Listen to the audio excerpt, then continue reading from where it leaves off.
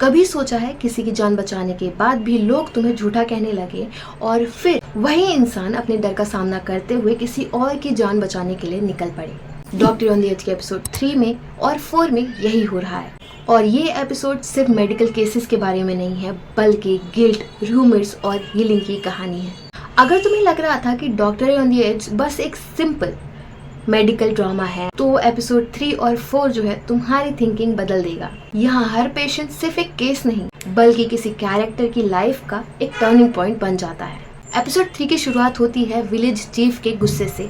वो जियूई के ऊपर कचरा फेंक देता है और उसे झूठा बोलने लगता है। रीजन, इंश्योरेंस कंपनी ने क्लेम रिजेक्ट कर दिया है। हॉस्पिटल वालों ने हार्ट अटैक ट्रीट किया था, लेकिन रिपोर्ट में एंजाइना आया था। चीफ को लगता है कि जियूई ने गलत डायग्नोसिस किया। जियूई की वजह से उसके लाखों वॉन का इंश्योरेंस रिजेक्ट हो गया। जियूई जो है वो कामली उन्हें समझाता है कि एंजाइना और हार्ट अटैक एक ही चेन के पार्ट हैं।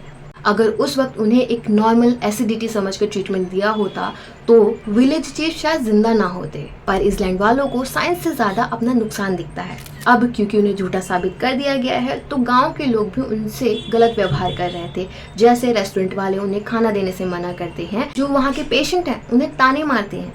और पहली बार जूही को फील होता है कि शायद सच बोलना ही इनफ नहीं होता।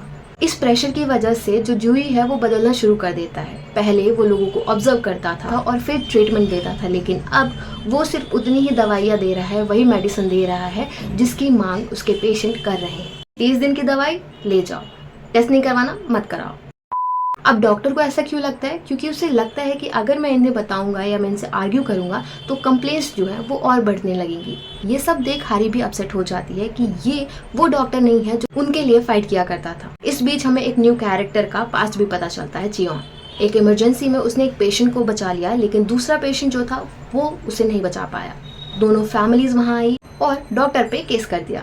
और ये सीन जो है वो काफी रियलिस्टिक लगता है, क्योंकि डॉक्टर चाहे जितनी भी मेहनत कर ले, हर आउटकम उनके हाथ में नहीं होता, उनके कंट्रोल में नहीं होता। लेकिन असली टर्निंग पॉइंट अभी आना बाकी था। जंग सू फिर ट्रीटमेंट के लिए आता है और इस बार उसे सिर्फ एक मेडिसिन चाहिए थी, वो भी कफ के लिए।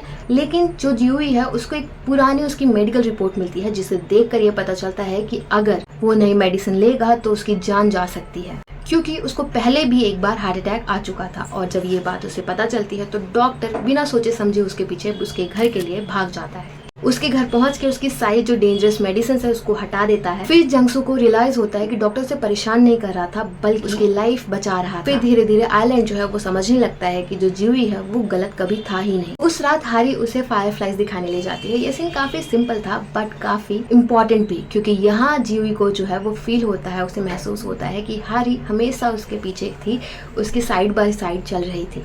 लेकिन जैसे ही सब चीजें नॉर्मल होने लगती हैं, सही होने लगती हैं, तो वैसे ही एपिसोड 6 जो है एक नई प्रॉब्लम लेके आ जाता है। आइलैंड पर एक बहुत स्टूपिड सा रूमर, एक अफवाह जो है वो फैल जाती है कि हारी जो है वो एक डॉक्टर हंटर है। लोग बोलते हैं कि वो डॉक्टर्स को डेट करती है, उनका पैसा यूज करती है और फिर उन्हें छोड़ देती है। और जियूई भी बिना सच जाने उसे डिस्टेंस बनाने लगता है। ऑनेस्टली ये जो ड्रामा है ये अच्छे से दिखाता है कि कोई एक र्यूमर, कोई एक अफवाह किसी की इमेज को कैसे डिस्ट्रॉय कर सकती है। इसी एपिसोड में रिवील होता है कि जो हारी की ग्रैंड मदर है वो भी एक सीरियस इलनेस से गुजर रही है, और वो इलनेस है ब्रेस्ट कैंसर। लेकिन ये ट्रीटमेंट वो हारी से छिपा रही है। वो इसलिए ऐसा कर रही है ताकि हारी जो है वो टेंशन में ना जाए। और ये जो सीन है काफी हार्ट ब्रेकिंग था, क्योंकि हम देखते हैं एक तरफ ग्रैंड डॉटर अपनी ग्रैंड मदर को प्रोटेक्ट करना चाहती है, वहीं दूसरी तरफ ग्रैंड मदर भी अपनी ग्रैंड डॉटर को। इसी बीच हेल्थ डिपार्टमेंट की डायरेक्टर जो है आइलैंड पे आती है। लोगों को लगता है कि वो शायद पनिशमेंट देने आई है, लेकिन वो यहाँ डॉक्टर को सपोर्ट करने आती है। तभी एक इमरजेंसी कॉल आती है कि एक बच्ची सांस नहीं ले पा रही है। स्टॉर्म, तेज हवा और बोट से उन्हें समंदर के बीच में जाना पड़ता है। ये सिर्फ पेशेंट के लिए रेस नहीं थी, बल्कि यहाँ जियूई के जो ट्रॉमा था उसके अगेंस्ट भी एक बैटल थी।